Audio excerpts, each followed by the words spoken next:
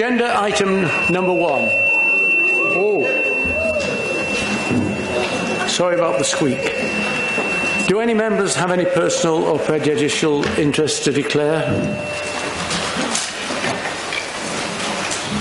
Nope. Can we get... They're on to it now. They're on to it, are they? I would propose from the chair that the minutes... Councillor Duffy's on. Councillor Duffy. Councillor Duffy, sorry. Thank you, Mr. Mayor. I have personal and prejudicial interest in item number 12.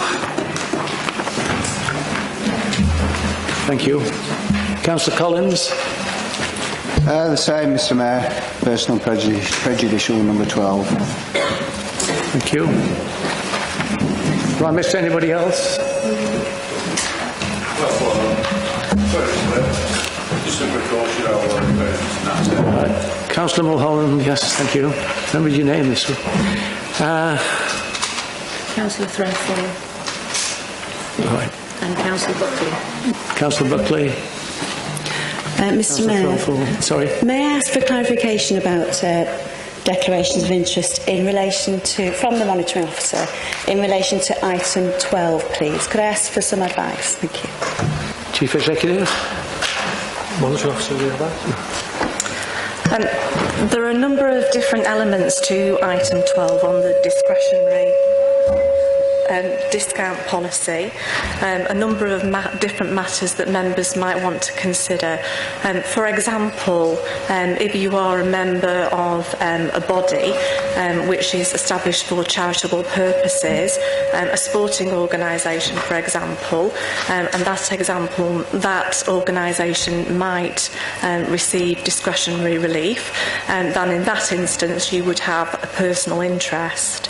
The same might apply if you are a business holder and you might receive any rating relief through the small business element of the scheme. In terms of whether that interest then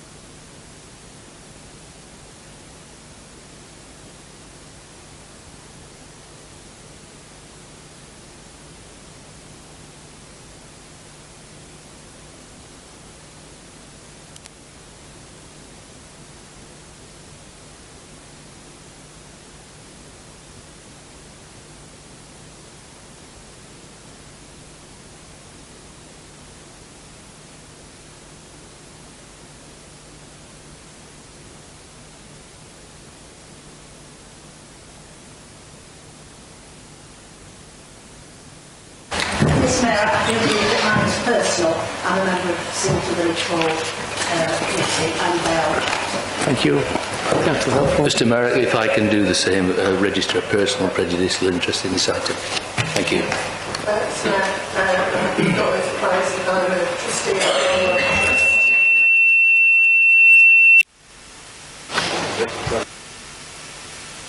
Need a couple of minutes to sort this out. Okay. Do you want to well, if everyone who...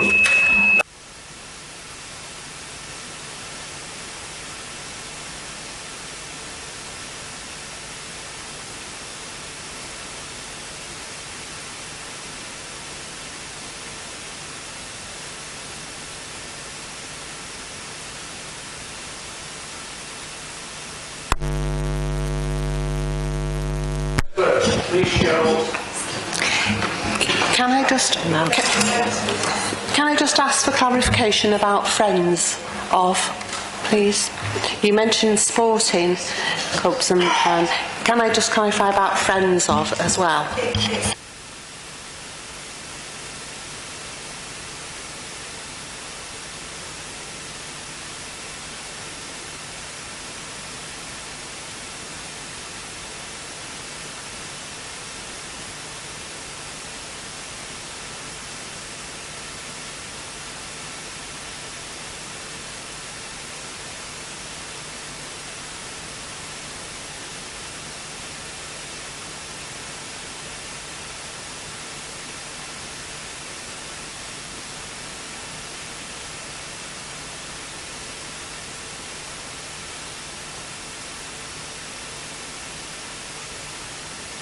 item relief applies to your particular organisation, but again, so a personal interest first, if members show their hands for that. So that's... Who's going to Okay. We've got Councillor Duffy. Brickle. And Brickle. got Councillor... Sorry. Brickle. Councillor Brickle. Brickles. Councillor Chew.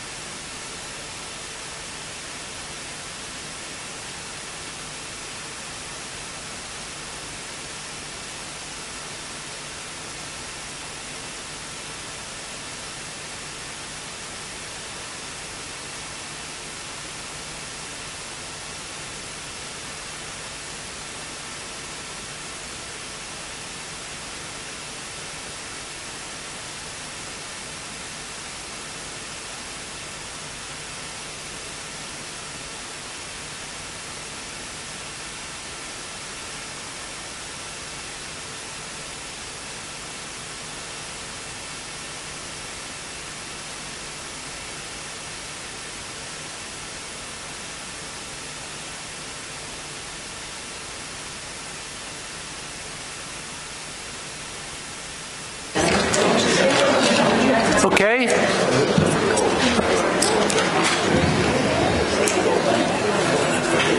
Okay. Can everyone... Am I being heard through the speaker system now? I think... Okay. Thank you.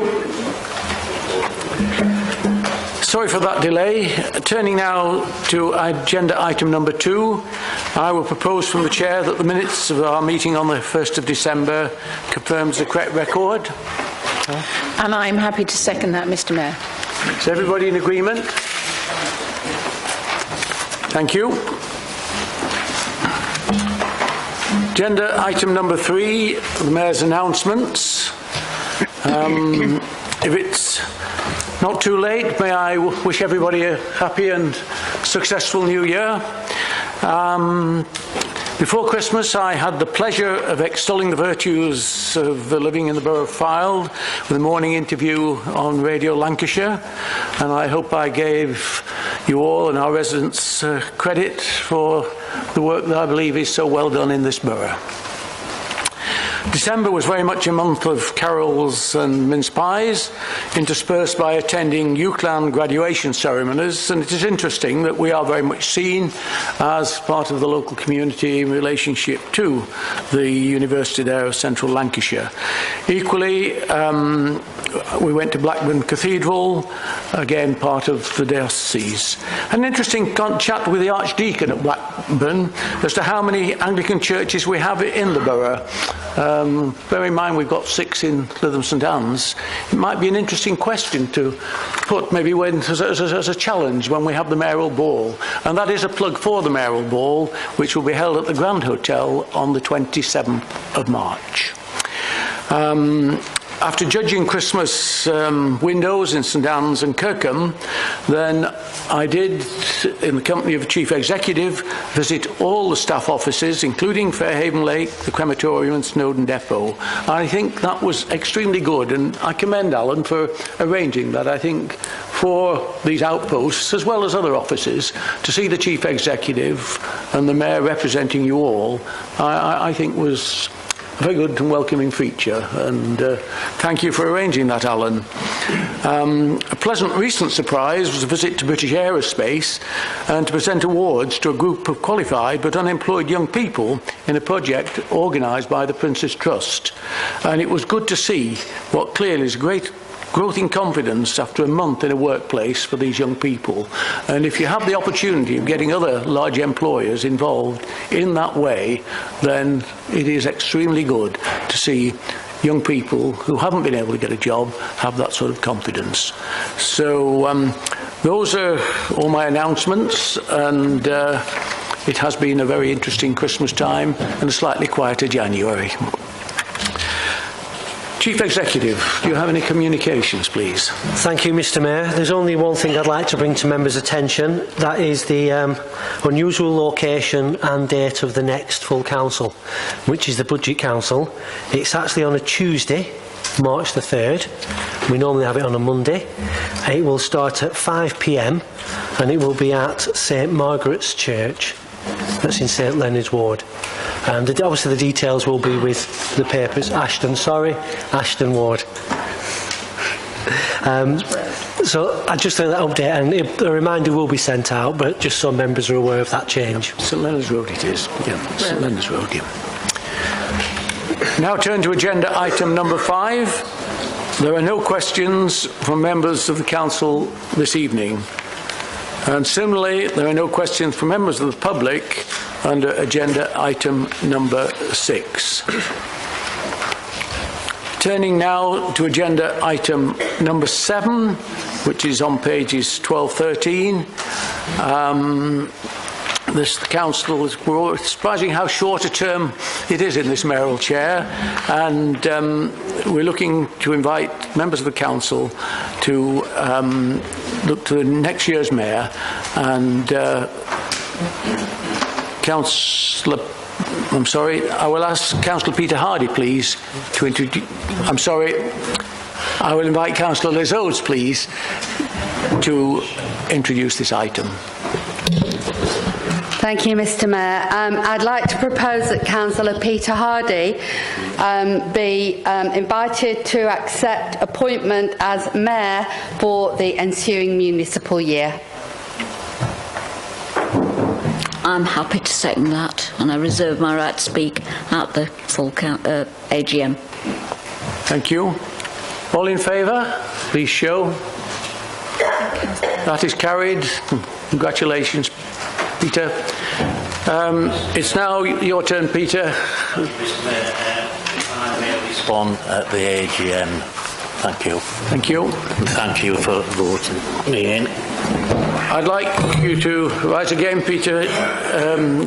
Councillor Peter Hardy, to introduce the next item was the appointment of the Deputy Mayor. Thank you, Mr. Mayor. It gives me great pleasure to invite and nominate Councillor Mrs. Heather Speak to be my Deputy Mayor for the ensuing year. Thank you.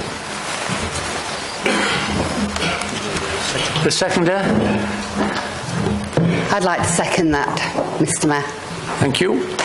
Everyone in favour? All in favour? That is clearly carried. Congratulations, Heather. Item number 9, please, members' allowance. I'd like to invite Councillor Karen Buckley, please, to introduce this item. Thank you very much, Mr. Mayor. Members, you'll find this item on page 16 of the Council agenda. And in moving this item, I need to make an amendment to the recommendation to allow for the fact that the committee system does not take effect until the annual general meeting, which is the 20th of May, and therefore the new allowances need to take effect from that date rather than the 1st of April, as is cited in the report. Thank you. Therefore, I would propose that the present allowances continue up until that point when the new allowances as recommended by the Independent Remuneration Panel should take effect. For many years, members will know that the Independent Remuneration Panel have made recommendations often to increase council allowances, which have been rejected by this council. So we are not in the habit of accepting their recommendations. There are some anomalies in this report which the new council may wish to address. But I appreciate that the panel and perhaps the majority of this council, including me, are not used to a committee system, nor the burdens of workload or the responsibility that that will entail. The report mentions from the deliberations of the panel that committee chairmen will have more responsibility. However, there is no recommendation to change the allowance. The position of the leader, who is ex officio, who may choose not to chair a committee, which was discussed in the governance working group, means that in effect the allowance for the leader under that arrangement would be drastically reduced. So that's an anomaly in the report. Whoever takes on the position of deputy under a committee system with the allowance suggested, if that deputy chairs a committee, that person could theoretically have a combined allowance greater than the leader. These are the anomalies I have noted in the report, and there may be more. However, because we are not only changing to a committee system, but we will also have a changed membership of this council, I propose the best way forward is that as a council we accept the recommendations so that the changes will take effect, and crucially there will be certainty for members receiving allowances after the committee system is brought in. The new council, who will understand more about the roles of the chairman and the role of the leader, will be free to revisit this item. And so for certainty, Mr Mayor, my proposal will be that the present member allowances for 2014-15 should continue up until the 20th of May, which is when the committee system takes effect. And secondly, the member allowances as set out in this report should take effect from the 20th of May and revisited at the first meeting of the Council after the AGM. And the reason for doing that, Mr Mayor, is so that there will be certainty of member allowances at the time and will give Council the opportunity to weigh up the responsibilities and functions and burdens upon a new committee system. Thank you, Mr Mayor. Thank you for that explanation. Mr Mayor, I have pleasure in seconding that recommendation, which makes very good sense to me. Thank you. Having heard the proposal, Councillor Hayhurst, please. Well, Mr Mayor, that seems a reasonable idea, but could I make a further suggestion? Because As has been said tonight, many people are not aware of how the committee system works and what the responsibilities are of the committee system, and it's likely that there'll be even fewer after May when we have another election. Would it not also be an idea to provide the members of the council with an inflation-proofed version of what we used to pay in the past as a council to committee members, to chairman and vice chairman of committees when we had the committee system? Because that obviously was a tried and tested arrangement which had been used for many, many years, and it would give the new members the opportunity to compare what the old system with inflation, that created compared to the new arrangements. So I just feel it gives members the full information on which to work. Councillor Duffy. Councillor Duffy.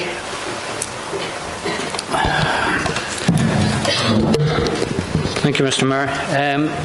I, like Councillor Hayhurst, don't have much problem with what Councillor Buckley's suggesting there. I did do some calculations, and the allowances as they're laid out in the support aren't actually that different from what the old allowances would have been allowing for inflation. There's not a great deal of difference, so it's not a million miles off. Councillor Buckley mentioned the fact that what she saw as an anomaly of the deputy leader, who also had responsibility for chairing a committee, getting paid more than the leader.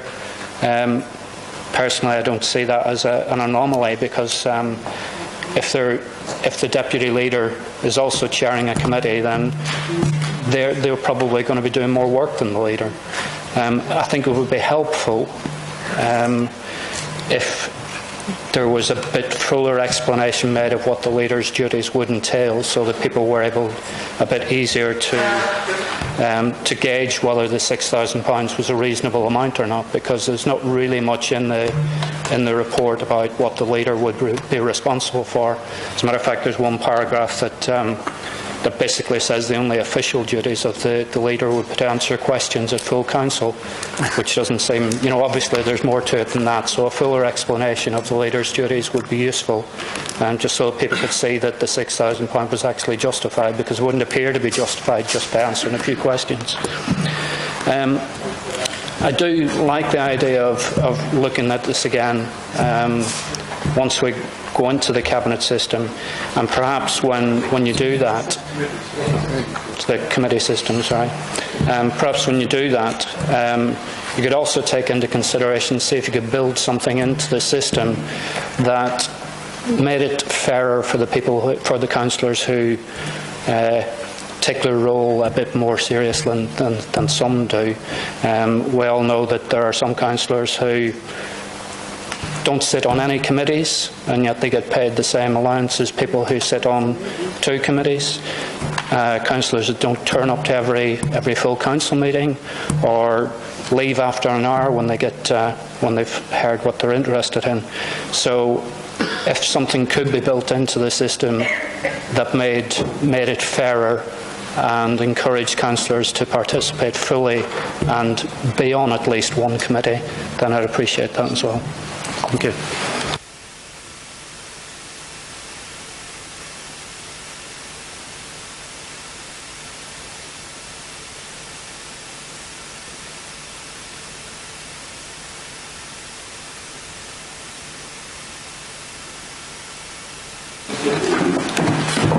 Thank you, Mr. Mayor. I'm very grateful for those contributions. I understand that the new constitution under the committee system is to come before this council, I think the 30th of March, within which there will be the role and responsibility of members, including the leader, so that will be more apparent. When we do take the time, and I'm grateful that members are happy to look at this again under a committee system, then we can have a fresh debate and certainly take on board the points about the inflationary increase and members' attendance. I think it's going back some time, certainly before I was on this council, that members were paid for numbers of committees they attended, attendance allowance. So that's going back some time, but that's for a fresh debate. So take those comments on board, and I'd like to move the amended recommendations. Thank you. Are we in a position of knowing the precise recommendations? Basically, it is, would you please? I'll read them again. It's number 1, the present member allowances for 14-15 continue up until 20th of May. 2, the member allowances as set out in the report should take effect from the 20th of May and revisited at the first meeting of the Council after that time, or after the AGM. Thank you. All in favour, please show. I think that is unanimous. Thank you very much. It's clearly carried.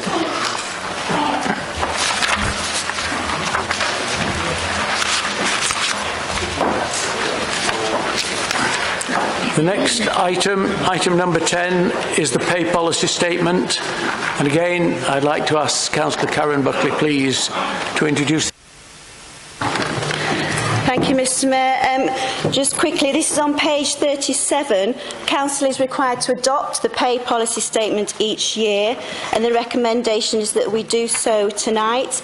The pay policy statement is attached. I'm advised that there are no changes to the pay policy statement from last year, and also if members are interested to see salary ratios and pay scales, the pay policy online, I'd direct them to page 39 and the web links where it's apparent that you can see those ratios. So that's simply, the recommendation is to adopt the pay policy statement for 15-16. Thank you, Mr. Mayor. I stand to second that motion. Thank you. Does anyone wish to speak on this item?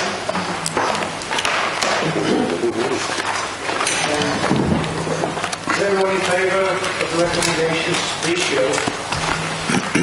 That is clearly carried. Thank you very much. Item 11, the regulation policy. Again. Yes, there are slight changes here to what is discussed. I think most people are aware of this, but maybe the Chief Executive can explain the reason for this new piece of paper, 2 pages in front of you. Thank you, Chair.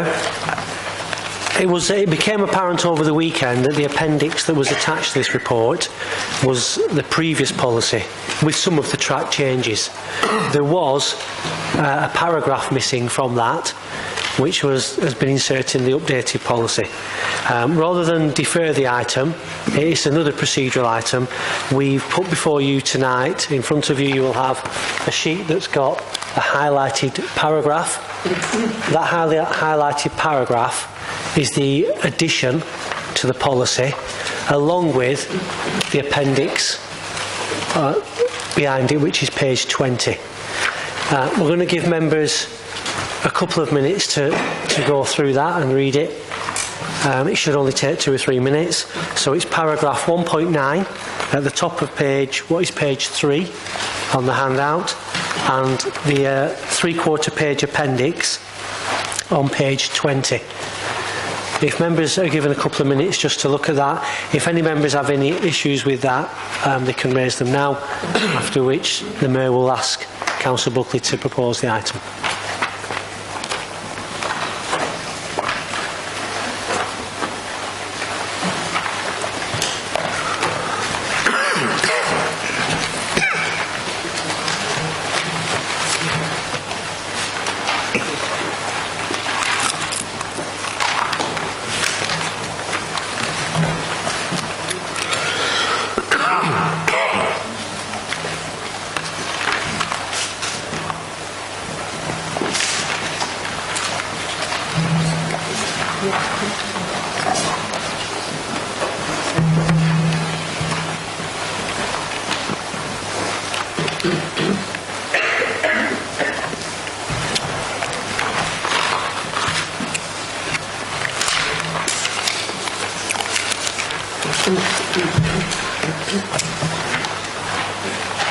Does anyone require more time? Thank you very much for that, and apologies for the omission. Could I ask Councillor please to introduce the time? Thank you very much, Mr Mayor. It was indeed over the weekend, when I was trying to find reference to the new insertion of social media, that it became apparent that we didn't have the correct appendix. But this is another policy that needs to be adopted by this council year on year, and it's about our use of the regulation of investigatory powers. Just so that council is aware, the council did not use these powers in 2013-14, and in the current year to date, the council has not used these powers either.